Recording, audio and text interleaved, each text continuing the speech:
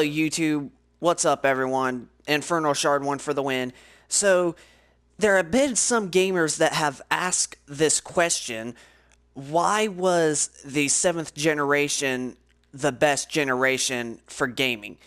Like, not saying like this generation sucks because really it kicks butt, especially with graphics and doing all this awesome future stuff that gaming has brought us.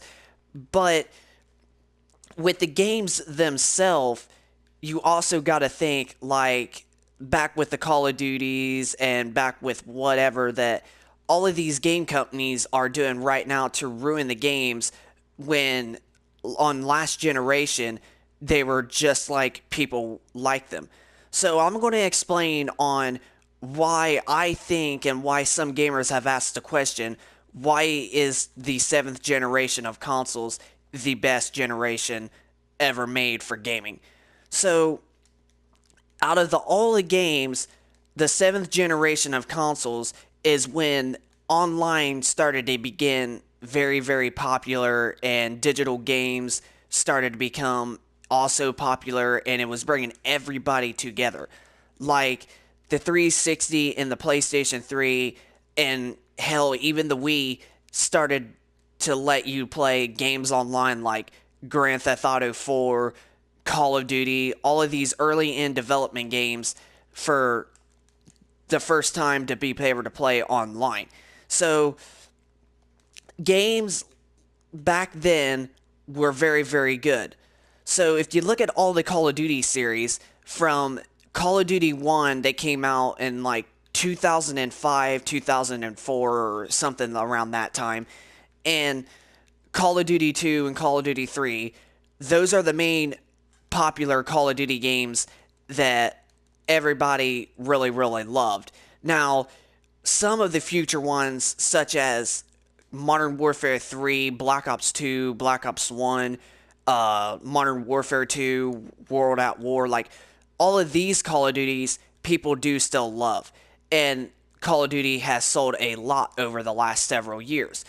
But ever since Call of Duty Ghosts came out, there has been a leap down in sales in the Call of Duty franchises ever since Call of Duty Ghosts first released. And then as each Call of Duty came out, it got more worse and more worse because with Advanced Warfare was next, and it was in exosuits and space related type stuff, and like like space in Call of Duty, like that's just space in Call of Duty just doesn't sound really, really right. So in the sales of the Call of Duty franchises, Call of Duty for Modern Warfare is when the franchise began to get very, very popular, and it started bringing a lot more players online and more people to play. Then World at War came out, and it got even stronger. Then Modern Warfare 2 came out, and it's like the most popular Call of Duty still today that everybody is talking about, and that's why there's rumors about it that it's supposed to be getting remastered here before long because everybody really, really loves Modern Warfare 2. I even especially do. And then Black Ops 1 came out, and then more people even bought Black Ops 1. Then Modern Warfare 3 came out, and then even more players bought that game, and it was the best, most sold Call of Duty game still of today. And then Black Ops 2 reached about the same exact number as Modern Warfare 3 sales sold. So Black Ops 2 and MW3 are the most sold Call of Duty games on the entire franchise. So if you go look at the chart, it'll show you with the chart going up high of the sale numbers with Modern Warfare 3 and Black Ops 2. Then this is when that Call of Duty starts getting more or less on sales than what happened. Then Call of Duty Ghosts came out in 2013, and it was the very, very first Call of Duty game released on this current generation, PlayStation 4 and Xbox One, while MW3 and Black Ops 2 were only on last generation. Then next was Advanced Warfare, and it sold even less than Call of Duty Ghosts. then Black Ops 3, which sold either just as even as Advanced Warfare, or it might have sold just a little more than Call of Duty Infinite Warfare, and it has sold the less amount of Call of Duty. It has sold the less copies than any other Call of Duty game in the series. And then World War II, it also got a little bit back. It's been selling really, really good as well. So all of the old Call of Duties, like I said, like World at War, Modern Warfare 2, Modern Warfare 3, Black Ops 1, and Black Ops 2 that a lot of people loved were only available on last generation of consoles. So that's what I was meaning as one reason on why games these days are getting very, very worse, but games on last generation was where people liked it. Now, Activision is a publisher for the company, or for the games Call of Duty and several of other games besides Call of Duty. Activision has now been doing like now all this microtransaction stuff that games are starting to become with the next few Call of Duty games. Like they even did it with Advanced Warfare, to where you had to buy more points or more something just to get supply drops so you can get good ones. Then the same got even stronger on Black Ops 3. Infinite Warfare was probably decent with microtransactions, but then World War II, a lot of gamers are saying that Activision's trying to make you pay more supply drop points, or whatever they got it called, just so they can make more money and you can unlock the best weapons. It honestly should not be like that with us gamers.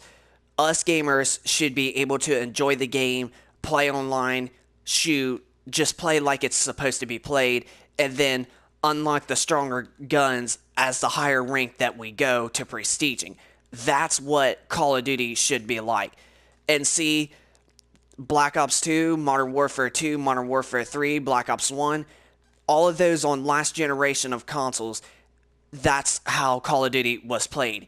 You would enjoy the game and start out with crappy guns as you first start, but then as you level up and you rank and stuff and you get closer to prestiging, you are going to unlock a lot more stronger guns, and then you just get more stronger like that without even paying to do the supply drop stuff or microtransaction stuff just to make you have a gun or buy that gun with your money.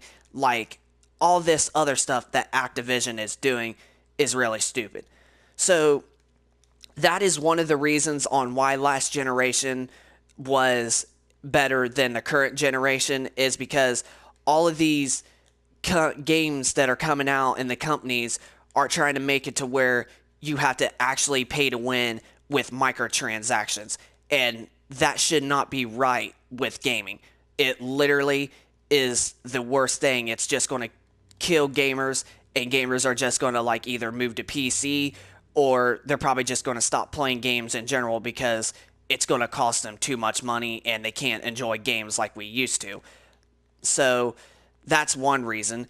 Now, another reason also was because, well, let's just say you didn't have to physically like have a super big storage amount of hard drive space just so you can install your games, and you have to physically install them even if you own the disc copies, and it just blocks up so much room that you may not have.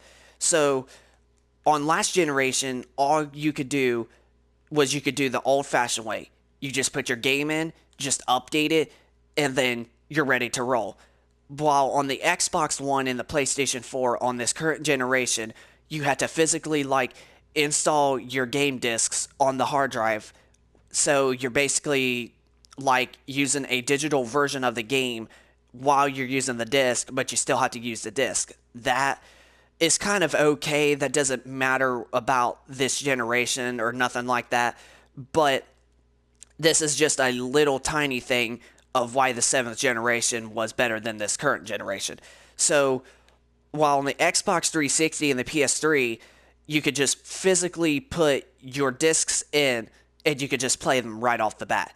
Now, the PS3 might have worked a little bit different than the 360 because there were some games that you did have to physically like install like the data and stuff, but it wasn't like super humongously like big or anything like that. It was only like 3 to 4 or 5 gigs only just for the certain games.